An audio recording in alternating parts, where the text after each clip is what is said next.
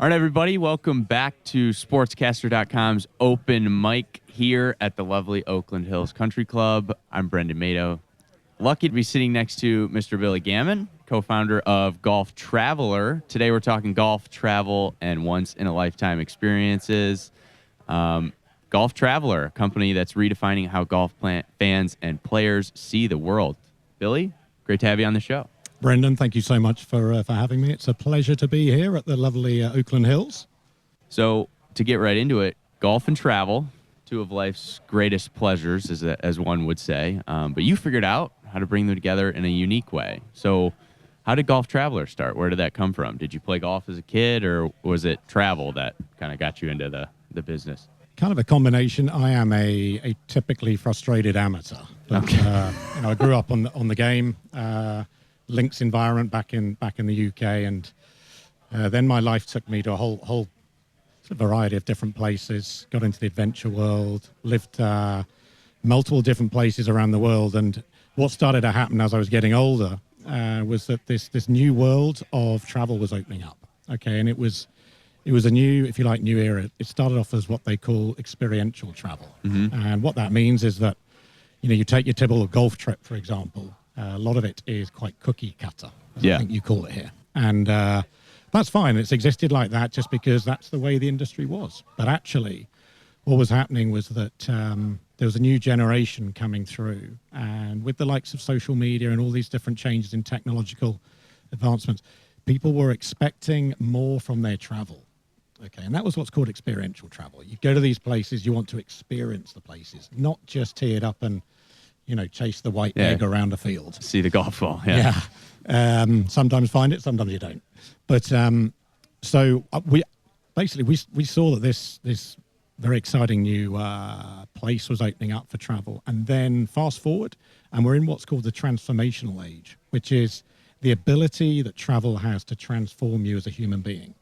And that's why we set up the business, because really no one was operating in that space. There's a lot of great operators out there who do the tour operator stuff, quite cookie cutter, but the place that we operate in is all about transformational travel. So it's taking the likes of you, Brendan. If we're going to take you to New Zealand, we want you to live, breathe, sleep, and fall in love with New Zealand. Yeah. You're going to play the best golf. Okay, that's a tick. But what makes New Zealand so amazing is all the other stuff. It's the connections with the locals, it's the culture, it's the sights, it's the wines, it's the food, it's the whole 9 yards that collectively make New Zealand different to any other place. So what we do is we take that model and we replicate it in every place around the world. So if you, for example, golf is in the DNA. Yeah. But it might be that you're a big tennis fan or a big pickleball fan, or you want to go and see some bucket list events, F1. We merge all of those special interests, take you to the greatest destinations, and bring them alive with what's called immersive travel. Yeah. So that when you come back, you've been transformed as a human being. Very cool. It sounds all a bit serious and a bit deep. A bit deep, It's not right. It's travel. Right. It's just elevating travel so that it has that impact that only travel can deliver, because it's so emotive. Yeah. Cool. So, of course, you've had to have played a lot of golf, Have you seen Oakland Hills before, and what do you think of it? I was privileged yesterday to play with Michael Dietz. And that was my first introduction to Oakland Hills. Obviously, I know everything about. I'm a golf fanatic. Right. Some would say I'm a golf bore, but as a result of that, Oakland Hills has always been big in my kind of wish list in terms of coming, playing, experiencing. And all I will say is that the if you like, the refresh that Gil Hans has done, I mean, it is remarkable. What an incredible experience. You start with the same ball that you finish with. Yeah. Doesn't mean you necessarily play that well. Right. It just means that it's a playable golf course. You don't lose ball. And every single hole, I was looking at the design features, the bunkering. It's just perfect. Yeah. No, it's an awesome track. I was lucky enough to play the North Course a couple weeks ago. It's a beautiful place. Like you said, not many trees, not many places to lose the ball, but you can get punished if you're not in the right spot. And just a pleasure. And I was explaining to gentleman last night at dinner. He said, what did you think of Oakland Hills? I said, look, the best way I can describe it is it starts off by giving you a nice little warm cuddle. Yeah. And then you turn around the sort of backside and suddenly it punches you in the face. Yeah, then it digs its teeth in for sure. Yeah. So organizing dream golf trips. That's, kind of the thing that Golf Traveler does all over the world. In your opinion, what are some things that make an unforgettable golf trip? I think a lot of it comes down to the ability to deliver a seamless logistical experience, whereby guests, when they get on that aeroplane to start the trip, they don't have to think about anything. All they've got to do is bring their passport. They don't have to remember their name. We'll remember that for them.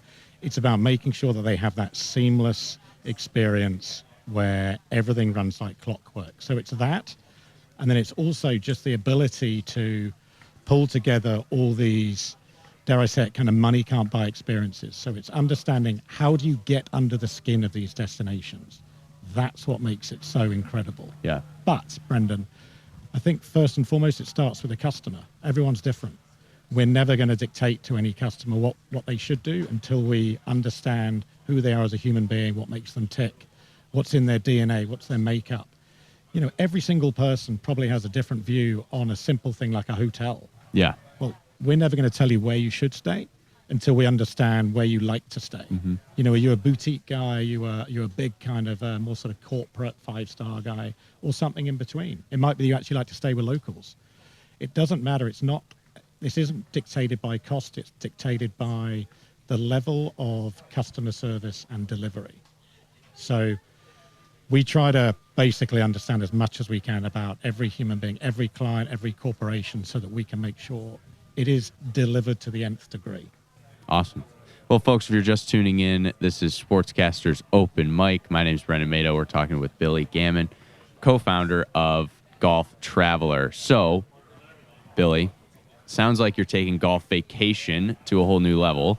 Golf tourism has really exploded. I know a lot of guys that go on the golf trip, the golf weekend with the boys, especially after the pandemic. But what trends are you seeing right now in the world of golf travel?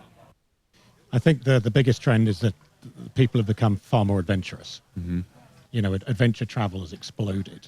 Yeah. So where people used to just, especially in the golf world, it'd be like Scotland, Ireland, okay. Don't get me wrong, that's always going to be amazing. Right. But it's actually people's appetite to go to those more far out places, off the road, off the beaten track. That is a huge trend. Yeah. But also just people wanting to, and you mentioned the pandemic.